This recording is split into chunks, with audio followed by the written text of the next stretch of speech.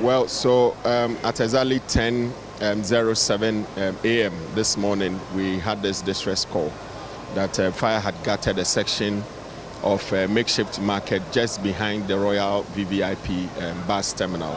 So hurriedly, we had to dispatch our tender at industrial area to the fire scene. But unfortunately, they got here within the first 5 minutes after receiving the fire call. But when they got here, the fire had already gotten out of hand, and per the challenge that they had initially, gaining access to the seat of fire or where the fire was actually raging was quite Herculean. So they had to call in for additional support, which culminated in deployment of 4 additional tenders, making 5. And currently we have 1 water tanker from the assembly, which has helped us to confine the fire from spreading to the west, north, east, and then to the south.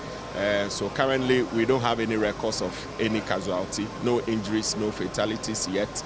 But I believe that as time goes on, if there are any further and better particulars as to the casualty level, we will let the audience, the public also know. But you've been able to put the fire under control, especially when there's a fuel station close to this place. What has been the measure like? Well, so when we came and assessing the risks, we realized that the best thing to do was to confine the fire to check it from spreading to the Royal VVIP and then the nearby oil filling station. And we have succeeded in doing that thanks to the deployment and the tactical approach that we use in containing this fire. Initially, because of the makeshift nature, these are structures which are either metal or wooden, and therefore they are closely knit to each other. And so if one is gutted, because of proximity to each other, it makes the fire spread so easily. And one other contributing factor, because it is also a market, a lot of the traders have stocked their shops with a lot of wares ranging from phones and its accessories and other perfume and products. And then we also were able to retrieve a number of LPG cylinders, meaning that people sleep here, they cook here and all that.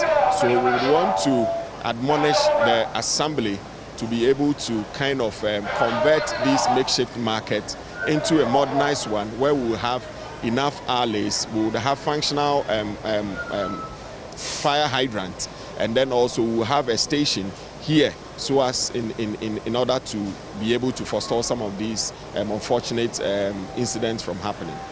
And again, it's been said or alleged that it's an electrical fault that may have led to the fire incident. I'm sure investigations are still underway, but as the Ghana National Fire Service, from your outfit, what has been the intel you've picked up from the ground?